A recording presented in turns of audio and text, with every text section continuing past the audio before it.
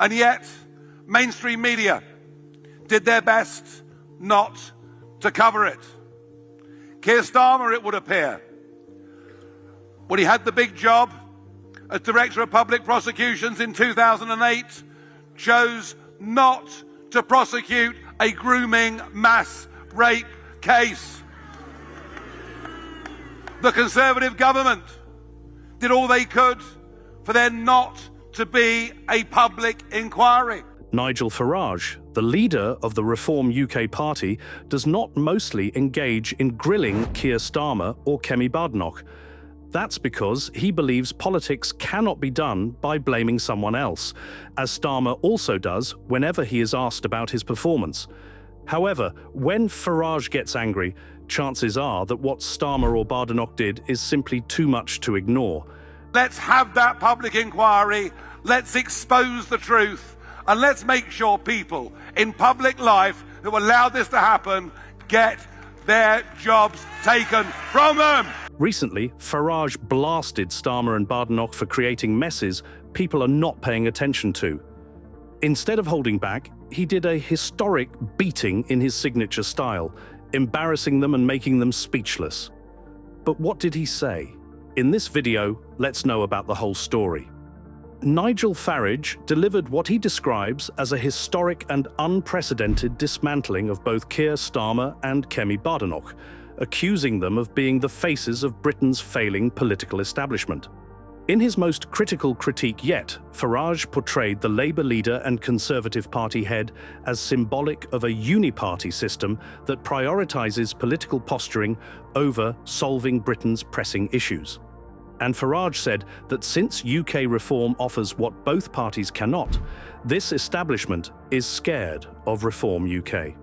You can't get ahead of yourselves here. You've been around for long enough to see polls go up and polls go down. I mean, the other parties are saying this is only a poll. I mean, there's no trend here yet, is there? You're on 5 MPs. You're way behind the Tories on over 120, and of course Labour's landslide. I mean, there's a huge distance to go between now and the election. And how will you maintain this momentum? I haven't mentioned the poll, Chris. You have. All I said is we have got the momentum in British politics. Now, you're quite right. Politics is a game of snakes and ladders. And you can think you're doing terribly well, get to number 86 and go back down to 37. You know, that can happen. I know that. Right now, what I see is we're building, we're professionalizing, we're selecting our candidates with rigor. And I just think events are coming our way. You're quite right. To maintain a lead for the next 4 years or whatever it is until the next general election won't be an easy thing to do. And I'm quite sure that the establishment won't exactly come out with a tray of gin and tonics. They'll be very, very worried about us and our strength. But I can just see a political movement that is building across this country that has terrific enthusiasm, knows what it wants to do. And, you know, Chris, ask me again in 6 months or a year. But something very big is happening here. Don't underestimate that. Farage began by targeting Starmer, accusing him of overseeing systemic failures during his time as Director of Public Prosecutions. He highlighted Starmer's refusal to prosecute key grooming gang cases in 2008 and accused him of labelling those who demand justice as far-right. Farage described this as a desperate attempt to silence critics and deflect from Labour's failures.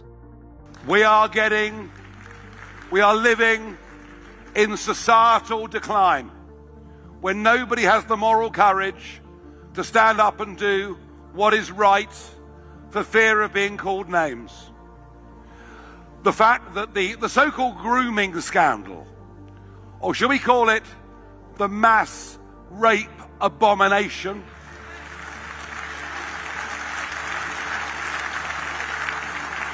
this is all back in the news. I don't know whether you've read online some of the accounts of what happened to girls as young as 11, 12 and 13 years old.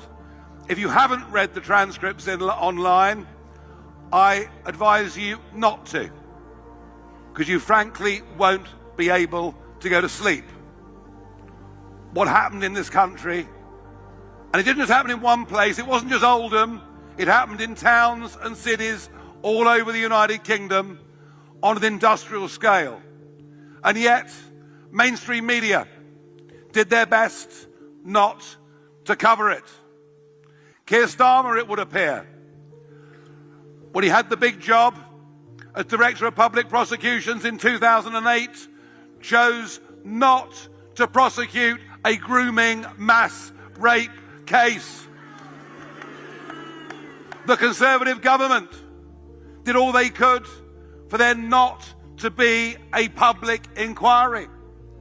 And Jess Phillips this week decides there is no need for a public inquiry. And the police have failed in all of these towns and cities.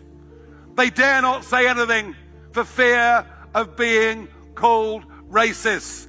Our moral courage is destroying the very values upon which this once great country... Farage said that Starmer was responsible for Britain's moral decline. He accused the media, police and politicians of failing to act out of fear of being labelled racist, calling this moral cowardice a betrayal of British values. Farage singled out Starmer for particular criticism, accusing him of turning a blind eye to these cases during his tenure as Director of Public Prosecutions. He also condemned the Conservative government for resisting calls for a public inquiry and criticised Labour MP Jess Phillips for dismissing the need for further investigations. Even he said that the police and everyone else was involved in the cover-up, trying to downplay the entire scandal. What is even more shocking is the extent of the cover-up. The police willfully not doing their job. Social services deliberately not doing their job. Covers up by local councillors, local mayors. And yes, Jess Phillips the other week, refusing a public inquiry, but, and here's the point, when Kemi Badenoch calls for a full public inquiry, has she forgotten that her own Conservative government refused that as well? Turning toward Kemi Badenoch, Farage described her accusations that Reform UK manipulated its membership data as an unforgivable smear. Keep it going. Now, all of that was wonderful until about 5 o'clock on Boxing Day afternoon, when a certain individual decided to take to X and put together a complex 5 series of tweets with misspellings and ranting conspiracy theory. Now, the person that put these messages together that said that the Reform live membership ticker, have you been watching the Reform live membership ticker? I get up at 3 o'clock in the morning just to find out how we're doing. No, some wild ranting conspiracy theorist put out on X that somehow we'd fiddled the numbers and that these were all fake members. And the extraordinary thing is the person who did this, whether they were in wine or not, I don't know, but the person who did this was the leader of the Conservative Party, one Kemi Badenoch. Now, I don't take kindly to being accused of being dishonest. You can call me many things, and people do, and that's fine. But don't call me dishonest. I'm not, and I never, ever have been, and I won't put up with it, and I won't take it, and nor should any of you. Over Christmas, Badenoch alleged via social media that Reform's live membership counter was rigged to artificially inflate its numbers. Farage called this a disgraceful attack on his integrity, saying that his critics can call him whatever they like, but not dishonest, and that he won't tolerate that. Farage revealed that Reform UK opened its membership database to media scrutiny, proving the authenticity of its figures. Farage also noted the irony that Badenoch's baseless allegations only fueled Reform's growth, with membership soaring to over 143,000 in the weeks following her accusations. We've gone through 95,000 members this morning, so we've gone up 1,500 in the last 3 or 4 days, and these are Conservatives who are hanging on to see whether the party could change direction. Now, for us as a party, it's very good news. Before we continue further, tell us, are you enjoying the video? If yes, please like and share the video and subscribe to our channel for more exclusive videos on the groundbreaking changes happening in British politics. Let's continue now. Farage escalated the feud by announcing that he would make Badenoch's constituency in Essex a target for Reform UK's next general election campaign. In a bold move, he revealed plans to host a rally in her constituency, inviting hundreds of Reform members and supporters for a group photograph to showcase the party's strength in her backyard. Further, he asked Badenoch to apologise before he sued her. I gave her an opportunity to apologise for what has now been thoroughly disproven in the media, and she's chosen not to take the opportunity. Although that's not surprising, she's not exactly known for her charm. So what to do? What to do? Well, it's all well and good saying sue her, but you have to prove actual harm. She hasn't harmed us. She's given us tens of thousands more members.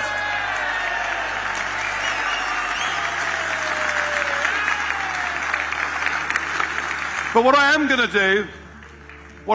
do, and isn't it delightful that the Eastern Region Conference tomorrow takes place at Chelmsford Racecourse, which happens to be in her parliamentary constituency, which is good. And better than that, on the 31st of this month, we've booked a big venue, and I'm going to invite all our members and supporters in North West Essex to come along, to meet me, to have a photograph. And we already have 800 supporters in her constituency, nearly 400 of whom have signed up as members. And we'll do a big joint photograph, and I'll tell her, Kemi, not only are these not fake members, but we're now going to make this a target constituency for the next general election.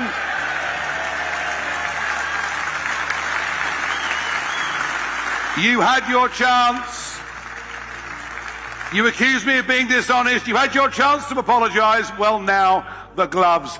Furthermore, Farage said that both Labour and the Conservatives are indistinguishable in their policies and priorities. He also said that they are the reason why Britain is broken and that a great reform is needed. It's because we all know that Britain is broken and Britain needs reform. We know it, we feel it, and we understand it at every level. 37,000 young men crossed the English Channel last year. Nearly all undocumented young males coming straight into 4-star hotels with 40 quid a week pocket money, free dental care, free medical care, whilst British military veterans sleep homeless on our streets. It is wrong, it is outrageous. Immigration was a focal point in Farage's speech, and he used it to highlight the inadequacies of both Labour and the Conservatives. He blasted their handling of undocumented migration, pointing to the disparity between the treatment of illegal migrants housed in 4-star hotels with taxpayer-funded benefits and British military veterans, many of whom remain homeless. Farage also revealed shocking statistics. While 37,000 undocumented migrants crossed the English Channel in 2023, a staggering 70% of illegal entries came through overstayed visas. He accused the government of deliberately hiding these figures and failing to enforce deportations. Now this will amaze you. Of all of those that came illegally in 2023, the last year for which we have figures, of all the illegals and asylum seeker claims, only 30% crossed the English Channel. Where did the other 70% come from? Well, a friend of mine has written to the Home Office. They won't give an answer unless we submit a cheque for 600 quid. The government will not give us the true figures. Well, we know it's not just on the back of lorries, it's people coming on visas and overstaying. We are being taken for a ride at every level. And until we can deport those that should not be in our country, until we can do that, and we'll never do that, being signed up to a convention for an outdated court in Strasbourg, we have to leave the ECHR and get rid of those that should not be. Farage linked immigration to Britain's broader economic and cultural decline. He blamed population growth, over 10 million people added in the last 20 years, for straining housing, healthcare, and infrastructure to the breaking point. And it's my view that the population explosion of 10 million, more than 10 million, in the last 20 years is the biggest contributor to our diminishing quality of life. We cannot get access to healthcare. Our children and grandchildren cannot get onto the housing ladder. The traffic is impossible. Nothing works anymore. There's no infrastructure. And this has been done to us, not just by Tony Blair and Labour, but it's been done to us above all by a Conservative Party who lied through their teeth at every single general election. And our job now is to replace them as the opposition party in British politics, and that is what we are going to. Farage contrasted the failures of Labour and the Conservatives with what he described as Reform UK's bold and decisive leadership. He celebrated the party's rapid growth, noting that its membership numbers had surpassed those of the Conservative Party's leadership election last year. Farage also announced that former Conservative MP Marco Longhi had joined Reform UK, framing it as a sign of growing discontent within the Tory ranks. And we've got a newbie who's joined us today. His name is Marco Longhi. He was the Conservative Member of Parliament for Dudley North from 2019 to 2024. And believe it or not, before being in Parliament, he actually had a job. No, really? Yeah, he actually had a job. He worked in business. He was successful. He'd been a loyal member of the Conservative Party for the last goodness knows how many years. Today, former MP Marco Longhi joins Reform. Farage further said that Britain should adopt the blueprint for increasing the efficiency of the government and administration, which the US is doing. But it's becoming harder and harder because our bureaucratic and administrative state is crushing enterprise. We're putting young people on the sick just because they've got a bout of depression. We are getting societally weaker, as I spoke about earlier, with the rape gangs as an example. But we are getting economically weaker. We are getting poorer. The higher legal immigration goes, the more gross domestic product per person goes down. Our debts at every level, individual, corporate, national, are getting worse. Our annual interest repayments are now bigger than our defence budget. And yet we borrow more, and we borrow more, and we assume we can go on living like this forever. Folks, we can't. To save our country, we have to make Britain.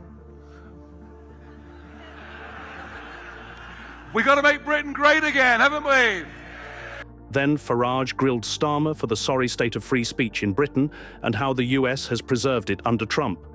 Lauding Elon Musk as a hero, who now ensures free speech on his social media platform, Farage said that the same should be done in Britain. Alongside him is this remarkable new entrant into American politics. One Elon Musk, who I thought was a hero for buying Twitter, because all of it, Facebook, all the rest of it, if you dared to criticize lockdown, your accounts were suspended. At least with Elon, we've got free speech back. Whether we like everything he says or not, he is a hero. The United Kingdom is under intense scrutiny after a series of arrests related to social media posts following the tragic Southport stabbings. This government-led crackdown on online content deemed to provoke violence or hatred has sparked a heated debate about freedom of expression, censorship, and the erosion of civil liberties. Critics argue that these actions mark a dangerous shift toward authoritarianism, with some likening the measures to a new dark age for Western democracy. The controversy began after the horrific attack at a Taylor Swift-themed dance class in Southport, where 18-year-old Axel Rudakubana killed 3 young girls and injured 10 others. Born in Cardiff to Rwandan immigrant parents, Rudakubana became the subject of widespread online misinformation, including false claims that he was an asylum seeker who had entered the UK on a small boat. This misinformation fueled anti-immigration sentiment, sparking riots across the country. Protesters targeted mosques and hotels housing asylum seekers, leading to hundreds of arrests as authorities sought to regain control. Interesting too, is it not, the fact that there's been quite a lot of debate about the timing of the trial. When it started, on the same day as President Trump's inauguration, the biggest news day of the year, and the fact that there was no indication that Rudakubana would suddenly change his plea at the last minute. For some, particularly as the victims' families weren't even in court today, by all accounts, it all seems like an extraordinary coincidence, that, doesn't it? Equally, it seems unlikely that anyone would have predicted his last-minute change of plea, so there is that. But now we're being told that that is apparently a good thing by the... In response to the unrest, Prime Minister Keir Starmer's government adopted a strict approach, warning citizens to think before you post.